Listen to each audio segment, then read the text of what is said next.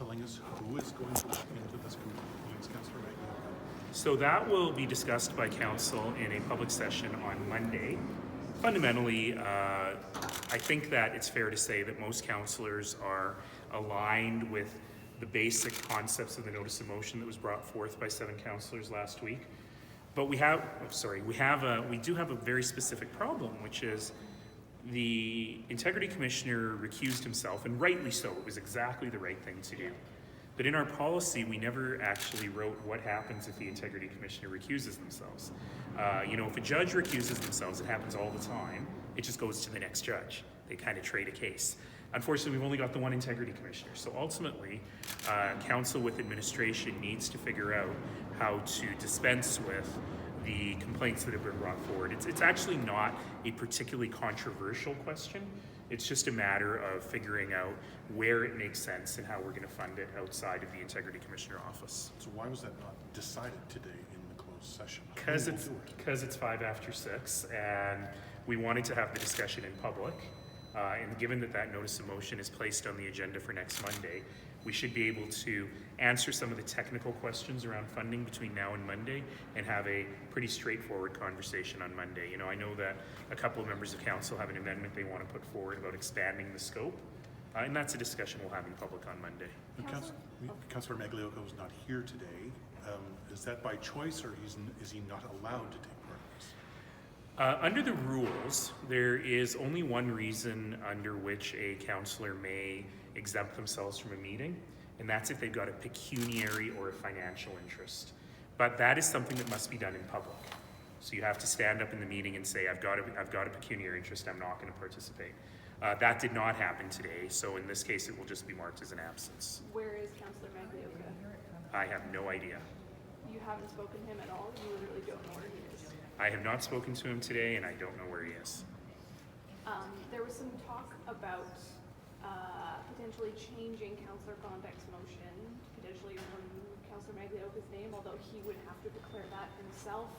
Do you expect that motion will look a bit different when we see it on Monday? Yeah, the issue of the names on it is actually uninteresting, but it was really important to get the motion exactly right.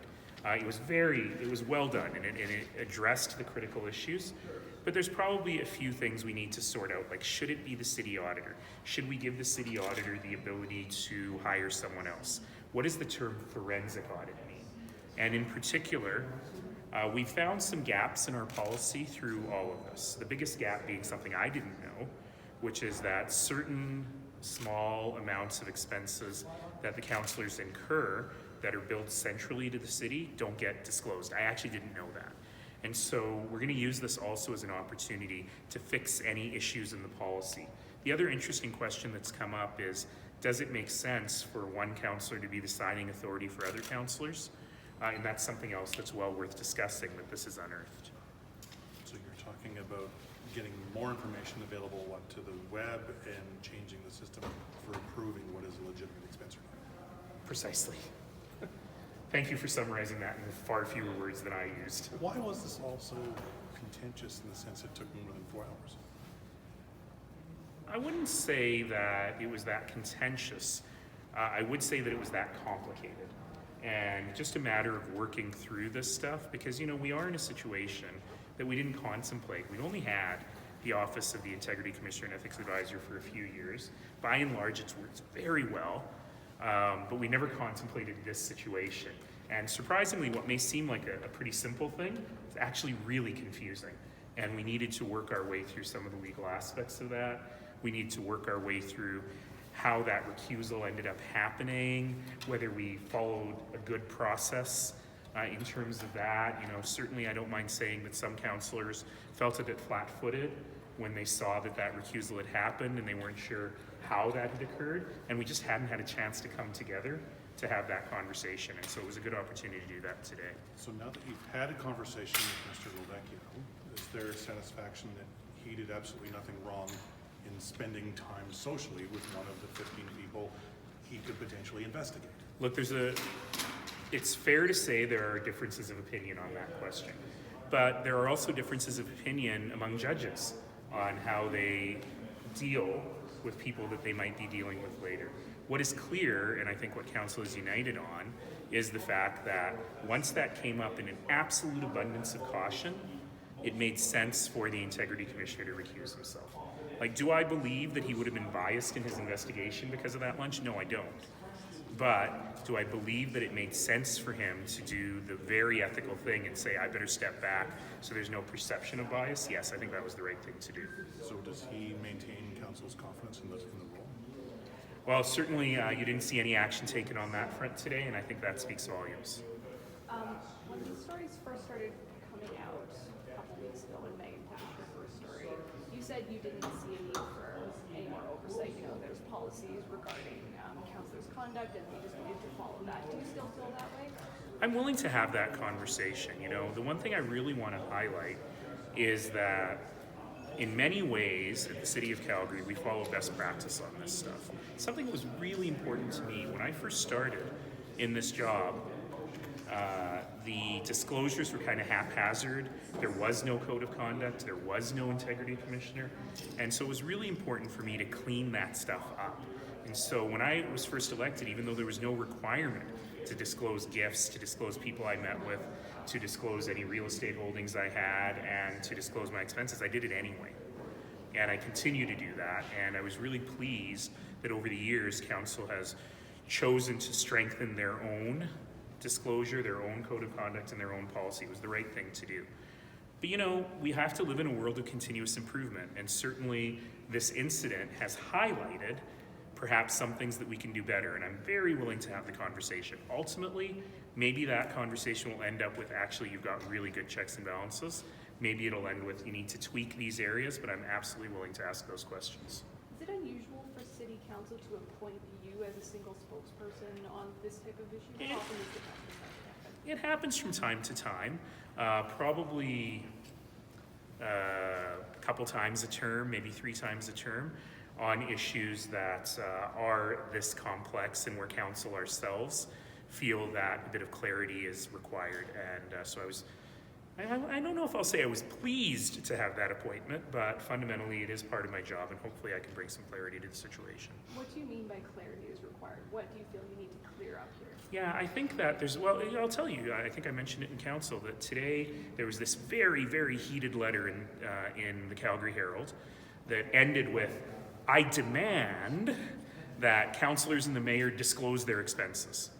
And my response was, well, I got 9 years of them, calgarymayor.ca/accountability. They've always been disclosed. And I think that the tenor of the discussion has been that a lot of those kinds of facts have missed the interest of the public. So, you know, the fact that this all came out, for example, that meal with Councillor Maglioka and Mr. Lavecchio, we found out about it because it was disclosed. It's been on the web for 2 years. And so, for a year, I should say. And so this is actually the system working.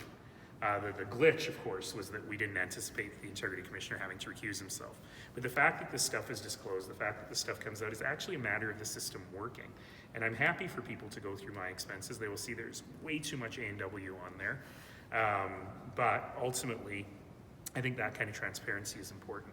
What about taking it a step further, for example, and putting itemized receipts up for councillors' expenses? That type of thing isn't currently done. You know, for many years, I've sort of thought, I don't know that that's needed because, you know, those A&W receipts, you know, do people need to know that I get cheese on my mama burger? Does that really make a difference? That said, I'm softening on this, and I'm willing to have that conversation. I have said for many years, scanning the receipts, putting them up, it's a lot of work, it's a lot of overhead, it'll cost a bunch of money, and it doesn't really give you any more information. You know, if I know there was a $130 lunch for 2, do I really care what was ordered? I know that it was a very expensive lunch for 2. That said, if the public really has an interest to see that, and we can figure out a way to do it where it's not a ton of red tape and doesn't cost a fortune, I'm happy to look at that. But the fact remains that these expenses are not ones that were posted on the web. Yes. It took a FOIP request to get them out. No, and I totally agree with that. We actually found a gap in our system that I was not aware existed, and we should close that gap.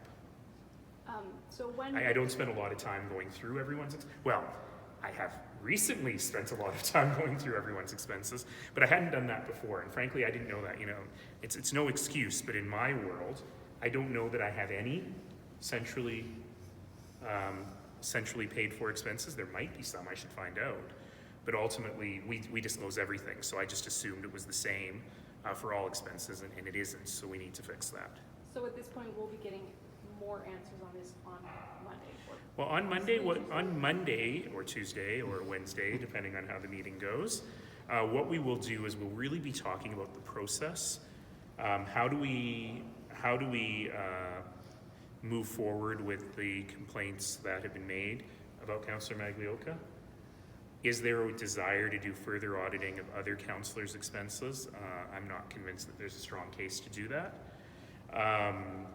And what sort of policy changes have been unearthed by this that we really want to work on. So I'm hoping that we'll have a good conversation about that. I think it'll be a relatively non-controversial conversation because I think council understands that we've got a good system, but we can make it better.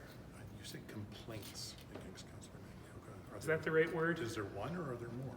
I actually don't know the answer to that question. I just feel like I've heard so much about it. Okay. And to be clear, that motion next week, that will address who will actually do the investigation of the complaint. Is that meant to be a system going forward, or is it just for this one time? It's just for this one. It's just for this one, because ultimately, we have an integrity commissioner in place whose job it is to do that. Yes, I meant in terms of potential future ones, other instances where he cannot do that. I don't know. That's a policy question we'll have to answer.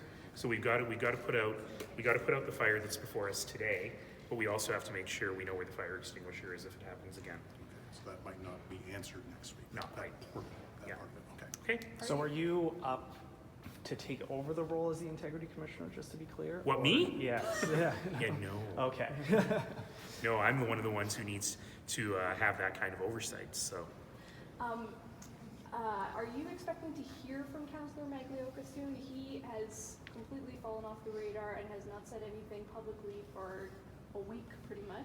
well, I mean, he did say, to be fair to him, he did say that wonderful line that people say to the media, which is, "This will be my last word on the matter." And unlike most politicians, he's actually stuck to that. But certainly, this has been a difficult conversation for all involved, and I think it's important to make sure that he feels that he's been heard and that the process that going forward is fair to him. But at the same time, we need to make sure that the process going forward is fair to everyone. And back to your question, it's important to remember that we have an integrity commissioner who is an esteemed judge of many, many, many years.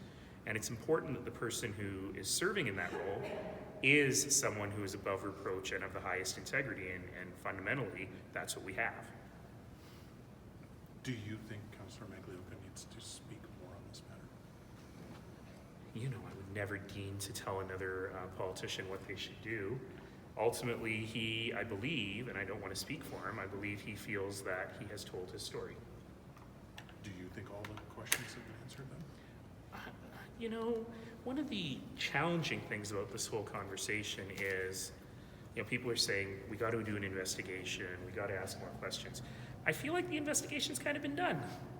I feel like a lot of those questions have been answered. The question then becomes, where do we go from here? What now? And I'd like to focus my mind on that.